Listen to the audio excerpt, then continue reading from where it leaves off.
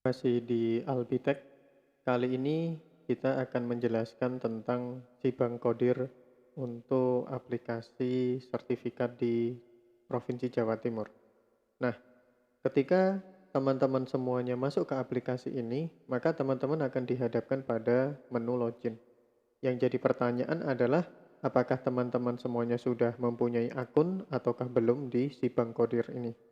Nah, oleh karena itu, pertama kali yang harus kita lakukan adalah teman-teman mendaftar terlebih dahulu di aplikasi ini. Nah, teman-teman bisa isikan NIP, kemudian nanti cari data. Kalau teman-teman cari data dan nama teman-teman terdaftar di GTK Jawa Timur, nanti di situ akan muncul NIP, nama teman-teman. Kemudian ini bisa diisikan username yang akan nantinya digunakan untuk teman-teman semuanya. Misalkan teman-teman bisa gunakan NIP. Kemudian teman-teman bisa gunakan password yang teman-teman yang tahu. Nah, kemudian ulangi password yang teman-teman buat, kemudian I'm not a robot, dan terakhir register. Nah, kalau teman-teman sudah register, artinya sampai sini teman-teman sudah terdaftar di aplikasi Bank Kodir ini. Kemudian teman-teman bisa kembali login. Nah, digunakan username dan password yang tadi teman-teman buat. Kemudian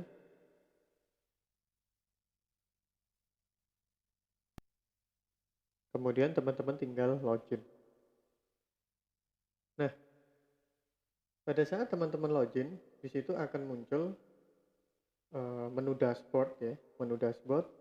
Kemudian ini adalah target untuk jumlah jam untuk yang teman-teman ikuti ketika diklat ya, untuk atau pengembangan diri. Nah, kemudian ini adalah periode tahunnya dan ini adalah total jumlah jam yang teman-teman sudah inputkan di aplikasi ini. Nah, kemudian selain dashboard, di sebelah kiri ada menu input yang nantinya akan kita gunakan untuk memasukkan data sertifikat pelatihan kita.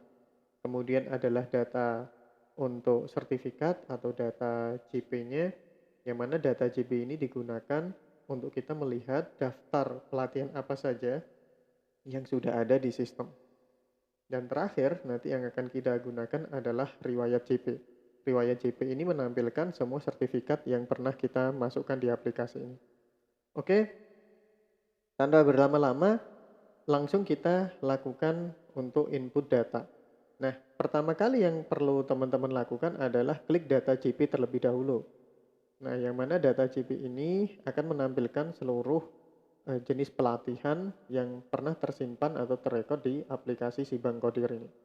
Jika teman-teman merasa pelatihan tersebut adalah pelatihan yang sama yang teman-teman ikuti, tinggal klik ikuti saja. Tapi apabila tidak, teman-teman bisa coba searching. Misalkan di sini asumsinya saya akan memasukkan sertifikat untuk guru kreatif camp gitu ya. Nah, saya coba ketikkan guru kreatif camp dan ternyata di sini tidak ada. Artinya ketika tidak ada, maka nanti kita harus entry secara manual. Oke, karena di data JP ini tidak ada, maka kita bisa klik input JP.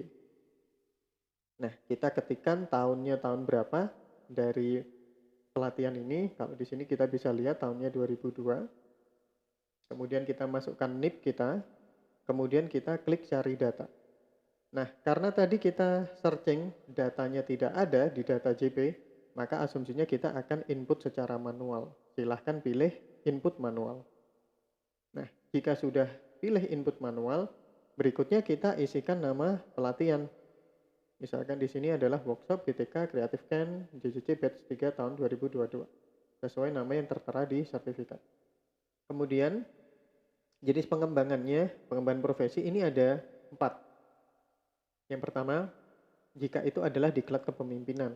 Nah, diklat kepemimpinan biasanya untuk struktural ya. Jadi yang guru itu biasanya ke diklat fungsional, diklat teknis, atau seminar atau workshop. Nah, masing-masing diklat oleh guru ini ada beberapa batasan yang perlu teman-teman mengerti. Yang pertama, diklat fungsional jelas seperti biasa minimal setidaknya 30 JP. Nah, kalau diklat teknis itu jumlah JP-nya harus lebih besar atau sama dengan 20. Jadi kalau kita inputkan untuk diklat teknis, minimal JP yang bisa diakui adalah 20 ke atas. Kalau misalkan teman-teman mau masukkan seminar atau workshop, atau magang, kursus dan sejenisnya, itu jumlah JP-nya harus lebih kecil dari 20. Jadi di sini kita ada 3 catatan. Kalau teman-teman diklat yang mana diklatnya jumlah JP-nya kurang dari 20, maka teman-teman bisa masukkan ke jenis pengembangan kompetensi yang seminar. Tapi kalau teman-teman memiliki sertifikat di atas 20, misalkan hanya 28 tapi kurang dari 30 jam gitu. Teman-teman bisa gunakan diklat teknis. Kalau misalkan teman-teman menggunakan atau memiliki sertifikat di atas 30 jam ke atas, teman-teman bisa gunakan diklat fungsional. Kemudian, total JP-nya teman-teman bisa isikan. Misalkan di sini sesuai total JP saya, itu adalah 34. Maka saya tinggal masukkan 34, kemudian tanggalnya teman-teman bisa gunakan tanggal sertifikat di sini, yaitu 22 Agustus. Kenapa saya tidak gunakan tanggal pelaksanaan? Karena tanggal pelaksanaan saya itu kondisinya rentang ya. Jadi saya gunakan tanggal pada sertifikatnya. Kemudian jika teman-teman sudah isikan, maka berikutnya adalah isikan penyelenggara. Penyelenggara teman-teman bisa isikan dari sertifikat, biasanya di sini sudah ada. Kemudian kita tinggal masukkan aja. Kemudian tipe pelatihannya, pada saat teman-teman mengikuti diklat ini, apakah diklatnya online ataukah offline atau gabungan dari keduanya, yaitu blended. Biasanya ada in-on gitu ya, in-nya misalkan online, on-nya misalkan offline. Ya, teman-teman bisa isikan blended. Tapi kalau full online berarti bisa pelatihan online. Kemudian isikan nomor sertifikat. Nah, nomor sertifikatnya biasanya di sertifikat juga sudah ada. Tinggal teman-teman isikan, kemudian masukkan nomor sertifikat di sini. Kemudian teman-teman pastikan sudah punya gambar sertifikat, teman-teman bisa snipping atau screenshot ya. Kemudian gunakan dalam bentuk JPG, kemudian teman-teman bisa choose filenya untuk aplikasi atau gambar dari sertifikat tersebut. Misal seperti ini. Nah, kalau sudah, teman-teman tinggal simpan data. Ketika teman-teman sudah simpan data, artinya di sini sertifikat yang kita inputkan sudah berhasil. Nah, untuk pengecekannya adalah kita di menu riwayat. Nah, pada saat kita klik riwayat JP, di situ ada permintaan target JP dari aplikasi si Bank Kodir.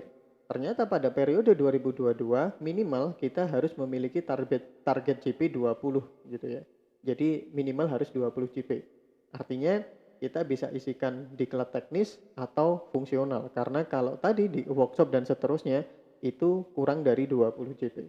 Artinya kalau kita memiliki diklat minimal 20 JP ke atas, ketika kita inputkan di sini maka dia sudah memenuhi dari target. Nah, sedangkan di bawah ini adalah jenis-jenis diklat yang pernah kita ikuti. Oke, di sini ada double karena tadi saya buat contoh. Ini saya hapus dulu. Sehingga di sini saya memiliki 2 jenis diklat yang tadi sudah saya masukkan sebelum saya membuat tutorial ini. Yang pertama adalah workshop GTK, di mana di sini saya anggap dia sebagai fungsional karena saya melihatnya dari jumlah JP-nya. Kemudian sertifikasi MTCRE saya asumsikan dia 24 jam, maka di sini saya pilih diklat teknis. Nah, sehingga kalau di total 34 tambah 24 totalnya adalah 58. Artinya saya sudah memenuhi dari target JP. Itulah cara untuk entry atau input sertifikat di aplikasi si Bank Kodir. Selamat mencoba, semoga bermanfaat. Practice make a better.